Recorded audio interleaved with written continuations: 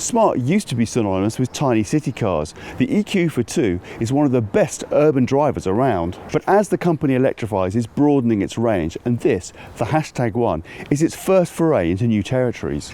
Is this just a trendy name for social media, or is the #1 a real EV contender? Before we give you all the details though, please don't forget to like, comment and subscribe to our YouTube channel. Although Smart was making a four-door car before, the #1 takes this up another level. This is much more in the crossover class, similar in size to the popular Hyundai Kona or Kia Niro EV. We're not entirely sure about the roofline, although there are echoes of Mini Clubman about it. The overall curviness feels organic. There are now 4 versions of the car, with the Pro version joining the range since launch, and that is alongside a Pro Plus, Premium, which we have here, and Brabus version. There is also a launch version, but there are only 1,000 units of that, with only 100 coming to the UK, although it does appear to still be available on the configurator. Battery sizes include 47 kWh for the Pro and 66 kWh for all other models. Apart from the Brabus, all cars are rear-wheel drive with 272 horsepower. The Brabus goes up to a massive 428 horsepower and is all-wheel drive. In case you didn't realise, Smart is now a joint venture between Mercedes and Chinese-based Geely. That means that this car has actually got a lot of similarities between it and the Zeekr X, which currently is only available in Europe but may be coming to the UK. Smart has chosen to reduce the options list to just a few choices though. One of these is colour, with 9 different paint selections, or 8 with the Pro and Pro Plus trims. The majority of these are two-tone with a black roof like this. All cars have 19-inch wheels, but the alloy design changes depending on the trim level. We were given this rather sober colour choice called Lumen Yellow. You'll be able to see this in a car park at least, or indeed from space. Let's rest our eyes and take a look inside. Although this is a Chinese-built car, the interior is another example of how much China has moved on in quality in the last few years. The inside space doesn't have any resemblance to a Mercedes, but it does have a strong sense of solid construction with a modern twist. The basic upholstery is man-made leather with the Pro and Pro Plus, but this premium version gets duo leather and the Brabus micro suede. Heated seats are standard across the range. They're also electrically adjustable with the settings saved via the screen rather than buttons. This central console is quite high, but it has these 3 cubbies in it. This rear one actually even includes this air conditioning, so if you need to aerate your pants or something, you could stick them in there. This one is actually some cup holders, and there's something here where you could put a phone or some documents or some menus in there. Then there's this final one here, which is a bit smaller. It's got a couple of charging connections, USB for your phones, and a regular 12 volt. And this is a wireless charger, but that's only available on the Premium and Brabus versions of the car. There's this space here, which could be quite good for putting a small bag right next to you as you drive. The glove compartment wouldn't be big enough for a baby unless they're very small and flat, but you can get a map here, and you've also got room for a high-vis jacket. Rear passenger space is really quite good. Knee room, maybe not amazing, but remember that this seat is actually gone all the way back because it kind of comes back when you get out of the car to make it easier to get in and out of. So there will be plenty of knee space when I'm sitting here. Headroom, absolutely amazing, and you've got this amazing sunroof as well. You can see it's absolutely huge, and there's also a blind that goes across that scrolls right back into the rear. This is a very good implementation of a panoramic sunroof. So this central seat is a bit thinner than the 2 outer ones, as normally is the case, but it does have space for a nice armrest with a couple of cup holders in it. Rear seat passengers also get their own air vents, and there are a couple of USB ports. There's one Type C, one Type A, but they don't actually get any control over the air conditioning. The 2 outer seats also have nicely constructed ISOFIX points, but the middle one doesn't have these. There are ISOFIX points on the front passenger seats. You also get seat back pockets so your kids can put their smartphones in. See what I did there? No? Oh, okay. It's also worth noting that with the Premium you get a better speaker system. So with the Premium and above you get this kick release, which does appear to work. There you go. It's a bit of a delayed reaction, but it works. Now this doesn't look like much, but it's actually 411 litres, and strangely with the Pro you actually get 421 litres. I'm not quite sure why that is. Underneath here, quite a sizable extra bit of space because it's enough for cables. You've got a first aid kit, the obligatory triangle for emergencies. Germans have to have that. And this is, you could actually fit a few extra bags in there, so quite a sizable space. So if we take the rear parcel shelf out, put that to one side, It's got these quite handy little loops here, so you can, it's not a fully electric system, but it makes it easier to drop these seats forward. So you've got a 40 and then 60. And before I let this go forward, you can see it actually has one of these, so you can, if you have skis or a long pole or a very tall and very thin person, you could put them through there. Drop that forward. This is now, on this car, 976 litres, which is okay. It's not the best we've seen from a hatchback. Something like an ID3 will have more space in the back, and even a Leaf has more in the back, but it's pretty good. You can see it's flat. Strangely, again, the Pro and the Pro Plus versions of this car have 986 litres. Not quite sure why that is when they've all got the same motor, but again, not a bad boot. Pretty sizable, pretty useful for an urban car. You've got these hooks for putting a curry or a bag of shopping. There are these nice little nets. We have one on each side, and on this side you also have this 12-volt charging port, so you could stick, recharge your remote control car in the back, or even put a little fridge in the back here. So while this isn't an absolutely huge boot, it does also have the towing capacity of 1600 kilograms brake, which is pretty good. And of course, to go with that kick boot, all cars actually have an electric boot, even the Pro and Pro Plus. Not only is the Hashtag 1 bigger than previous Smarts, it also has a much bigger battery. Even the 47 kilowatt hour version is enough for 193 miles, which is much more than an EQ42. All other versions of this car have a 66 kilowatt hour battery, which gives you different ranges depending on the vehicle. The Pro Plus has 260 miles, this premium version has 273 WLTP miles, and the dual motor Brabus drops that down to 248 miles due to the extra power.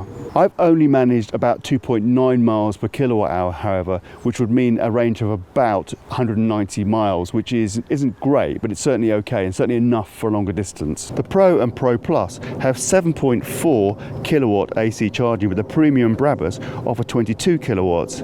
So the Pro with a smaller battery takes 5.5 hours to charge from 0 to 100%, and on a 7 kilowatt charger you will also take 7.5 hours with all the other cars, but if you do have 22 kilowatt AC charging, that'll take just 3 hours. There's DC charging at 150 kilowatts or 130 kilowatts with the Pro. This means 20 to 80% charging in under 30 minutes in either case. Fine for a long trip. So this car doesn't quite offer the range of the top-end MG4 Extended or a lot of Korean cars, but it's certainly well beyond previous Smarts. The Hashtag 1 is very screen-centric, although it does have a dashboard display as well. With the Premium and Brabus, you also get this rather nice head-up display. So the steering wheel is pretty conventional. You've got buttons for the cruise control, which is adaptive on all models on the left, and then you've got media controls and voice controls on the right. This left-hand steering wheel stalk operates both the indicators and the windscreen wipers. In typical Mercedes fashion, the right-hand stalk is exclusively for selecting drive, reverse, neutral and park. There's a nice little compartment here, so you can accidentally leave your sunglasses in there when you need them when you're outside the car. And this button here is for the panoramic sunroof, which, as we said, goes all the way across and furls into the back. The sun is leaving us. Goodbye, sun. Everything else is controlled via the central 12.8-inch infotainment screen, so we'll get to that next. The media display layout looks attractive, but can be a bit confusing. There's a lot going on here. You do get a few buttons along the bottom for turning auto climate control off and on and demisting, and then there's kind of hazard lights. And this one button on the left here lets you choose between the various driving modes. You've got Eco, Comfort and Sport. This one here gives you a few extra quick selections, so you can choose e-pedal mode, ESC, you can see other things like fog lights are available there, and energy regeneration could be fixed there as well. You can see that the more elaborate aspects of the climate control are only available on the LCD panel.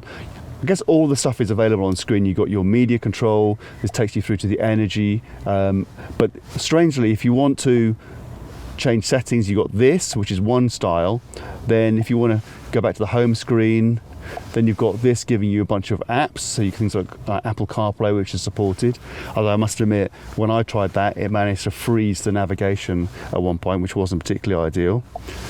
The navigation built in is pretty good. You can see it's got the chargers listed there. Music, DAB radio. Very nice 360 camera. That's something that's available on all cars. In fact, the only difference between the cars is that how many sensors you have front and back. And then of course you can attach your phone, connectivity, some other settings there.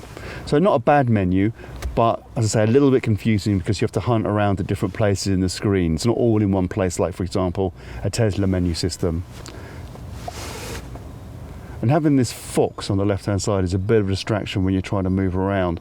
He's cute, but is he really necessary? All versions of the #1 are quick, even the basic Pro version. With 272 horsepower, the rear-wheel drive cars can hit 62 miles per hour in 6.7 seconds. The Brabus version's 428 horsepower lets it hit 62 miles per hour in a mind-boggling 3.9 seconds. That's not quite Tesla Model 3 performance quick, but it's close. The fact that this premium car is rear-wheel drive means the steering is quite light, and the car feels reasonably nimble despite its obvious weight.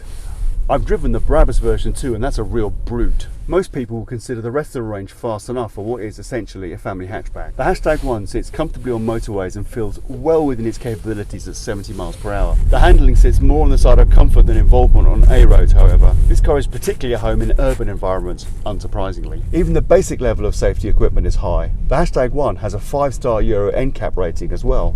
The Smart Pilot Assist provides adaptive cruise control on all models. This includes stop and go, a real boon in urban traffic. There's lane change assist and a warning when you stray across lines, which is just intrusive enough to improve safety. Blind spot detection is in the form of amber lights on the wing mirrors. Although Smart was originally an urban brand, it's never been a cheap one. This is a Mercedes joint venture after all. Still, the prices are not extortionate.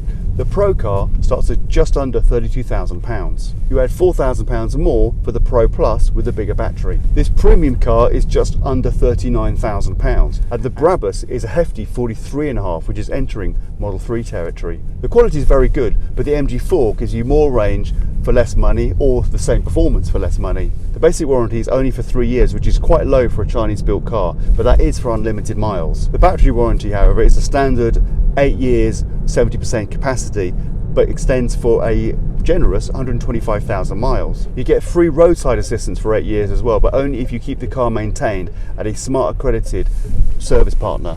And now our traditional shot of the parking camera. It's worth mentioning that this premium car has 12 parking sensors, whereas the basic car only has 8. This 360-degree camera, however, is standard on all cars.